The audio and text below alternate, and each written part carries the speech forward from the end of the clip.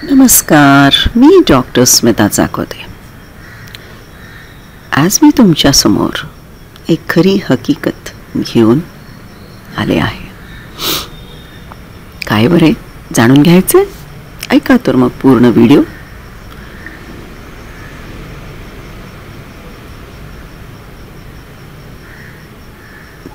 नोव्हेंबरला एक फोन आला आणि तिकडून एक व्यक्ती तेलुगू बोलत होती. मला काही कळत नव्हतं, फक्त हैदराबादहून बोलतायत एवढं शब्द कळलं मला. आणि मग मी त्यांना सांगितलं मला काहीच कळत नाही. आणि मग परत एक अर्ध्या तासाने एक फोन आला. तिकडून एक स्त्री बोलत होती आणि मराठीत बोलत होती आणि आवाजात एक प्रकारचा कंपन होता, एक प्रकारचं दुःखाची छटा होती. आणि म्हणाली, मॅडम, माझ्या लहान भावाला फेम्फिगस म्हणून हा आजार झाला आहे आणि आम्ही तुम्हाला यूट्यूबमध्ये बघितलो. गेले 8 महिने झाले त्याच्या तोंडात जखमा आहेत आणि आता ते पूर्ण शरीर भरले आहेत. आम्हाला ते बघवत नाही आणि आम्ही येथील डॉक्टर्सना दाखवलं, पण कोविडमुळे कोणी त्यांना घ्यायला तयार नाही, कोणी ॲडमिट करून घ्यायला तयार नाही. फक्त औषधं देत आहेत आणि गेले आठवडाभर झाला औषधं चालू आहेत, पण कमी होत नाही, वाढत चाललं आहे. मला माझ्या भावाकडं बघवत नाही, तर तुम्ही काय सांगाल आम्हाला मॅम? आणि आम्ही सोलापूरला तर यायला तयार आहोत. आम्ही तुमचे यूट्यूब बघितलेत, तर प्लीज आम्हाला गाईड करा. मग त्यांचे रिपोर्ट्स त्यांनी पाठवले आणि त्यांना सोलापूरला बोलवलं. 2 डिसेंबर सकाळ, साधारण वेळ 7:30 वाजताची. बेल वाजली. मी अजून पूजेत होते. स्वामींचं ध्यान चालू होतं आणि खूप वेळ बेल वाजल्यामुळं मग बेल दरवाजा उघडला आणि अख्खी एक जीप भरून टीम त्या पेशंटला घेऊन हैदराबादहून पोचलेली. 2 डिसेंबरला पेशंटला ॲडमिट केलं आणि पहिल्या दिवशी मी जेव्हा जाऊन पाहिलं तेव्हा त्याची त्वचा 60 ते 70% गेलेली होती, म्हणजे 70% भाजल्यासारखी होती. विचार करा कसं असतं एखाद्या भाजलेल्या व्यक्तीचा. आणि ते सुद्धा हा मुलगा तरुण आहे, 30शीतला आहे आणि तोंडात सुद्धा तितक्या जखमा, डोक्यात सुद्धा तितक्या जखमा. आणि इतकी गोड त्याची पत्नी ज्योती, त्याचं नाव दीपक आणि तिचं नाव ज्योती. भगवंतानी किती सुंदर जोडी बनवली होती. आणि मग आमची ट्रीटमेंट चालू झाली. रोज त्याची ती पत्नी ना त्याला स्वच्छ करायची. म्हणजे माझे स्ट्रिक्ट इन्स्ट्रक्शन्स असायचे की कोमट पाणीमध्ये मीठ घालून स्वच्छ कापडाने पुसून घ्यायचं त्याला दिवसातून किमान 4 ते 6 वेळा. आणि रोज ती तेवढं नित्यनेमाने आपल्या पतीची सेवा करायची. आणि माझ्यासाठी तर ते मूलच होतं, कारण वयाचा जरी 30 वर्षाचा असला तरी माझा बघण्याचा दृष्टिकोन त्याच्याकडं एक लहान मुलासारखाच. कारण एका डॉक्टरसमोर एखाद्या व्यक्तीला परिपूर्णतेने एका मुलासारखं राहावं लागतं, बिना कपड्याचं, आणि आम्हाला ती ट्रीटमेंट करावी लागते.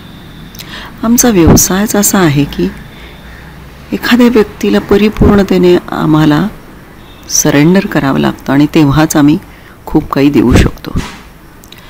आणि मला नेहमीच वाटतं एखादा व्यक्ती आपलं पूर्ण शरीराचा सरेंडर एका डॉक्टरसमोर करतो आणि इतका परिपूर्ण विश्वास त्याला आमच्यावर ठेवावा लागतो.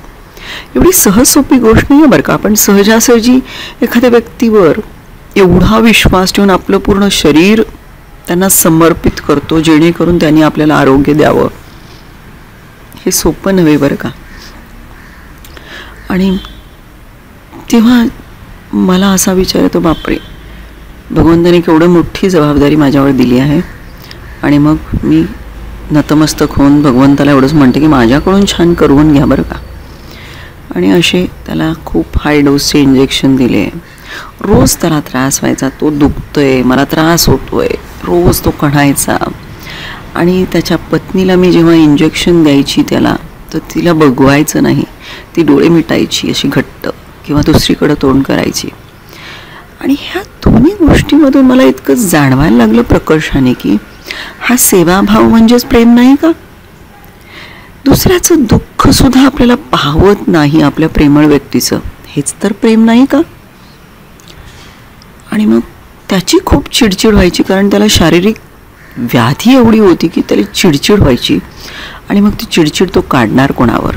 आणि मग दीपक ज्योतीवर ओरडायचा, मला हे करू नकोस, मला त्रास होतोय, असा चिडायचा तिच्यावर. आणि मग ती मला सांगायची, डॉक्टर हे करून घेत नाहीत बरं का, हे रागवतात माझ्यावर. आणि मग तिथून माझा प्रवास झाला चालू. चला तर मग प्रेम करायला शिकूया, हा माझा धडा मी तिथून परत चालू केला बरं का. आणि दीपकला म्हणलं, दीपक हे पहा, तुझी पत्नी तुझ्यासाठी किती करते.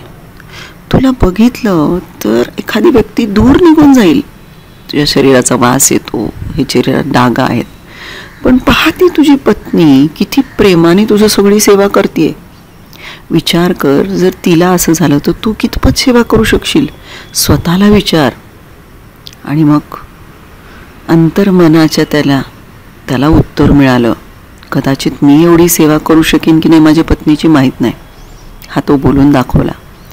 आणि मग त्या दिवसापासून एक नित्य पाठ होता. मी जेव्हाही क्लिनिकला जायची त्याच्याकडं, हॉस्पिटलला, त्याच्या इंजेक्शनला किंवा त्याच्या डेली राऊंड्सला, तर त्याचं एकच काम होतं की आपल्या पत्नीला त्याने आय लव्ह यू म्हणायचं आणि पत्नीने पण पतीला आय लव्ह यू म्हणायचं. आणि अशा प्रकारे त्या दोघांच्या डोळ्यातला जी प्रेमाची चमक होती ती मी रोज अनुभवायची. प्रेम म्हणजे काय असतं? आपण स्वतःच करावं असं थोडीच असतं. समोरचे दोन व्यक्ती जेव्हा एकमेकाच्या प्रेमात असतात आणि एकमेकांना प्रेमाने पाहतात, ते सुद्धा खूप प्रेमाचा अनुभव असतो बरं का. एखादा भक्त आपल्या भगवंताच्या चरणी प्रेमाने समर्पित होतो, तो सुद्धा खूप सुरेख अनुभव असतो बरं का. तेव्हा आपण स्वतः जरी प्रेमात नसलो तरी अशा ह्या प्रेमाच्या वातावरणात जेव्हा राहतो तेव्हा सहजच आपलं हृदय सुद्धा प्रेम करायला लागतं बरं का. आणि आज 17 डिसेंबर, आज 15 डिसेंबर आणि हे दोघं माझ्या क्लिनिकमध्ये आले. त्या दोघांना मी आहेर केला. एक सुंदर त्वचा देणे म्हणून एक त्वचा रोग तज्ञाचं काम आहे. मनाची सौंदर्यता म्हणजे प्रेम व्यक्त करणे, हे माझं काम नव्हे, पण माझ्या ह्या चला प्रेम करायला शिकूया ह्याद्वारे, ह्या मिशनद्वारे हे मी त्यांना दिलं. एक आत्म्याचं काय कर्तव्य असतं की एखाद्या व्यक्ती जेव्हा तुमच्याकडे येतो तेव्हा असं काही द्या की त्यांचा आत्मा म्हणेल, तृप्त होईल त्यांचा आत्मा आणि सहज आशीर्वाद देईल. तोंडाने ते बोलतील की नाही माहीत नाही, पण तो आत्मा नक्कीच आशीर्वाद देईल बरं का. आणि असं काहीतरी करा. आणि मग मी भगवंताने माझ्याकडून त्याची स्किन छान करून घेतली, त्याला प्रेम करायला शिकवलं. आणि मग मला अशी बुद्धी सुचली त्या क्षणी की हे दोघं अनघा दत्तच रूप आहेत. आणि मग मी त्यांना आहेर केला आणि मनापासून त्यांना नमस्कार केला, आत्म्यापासून.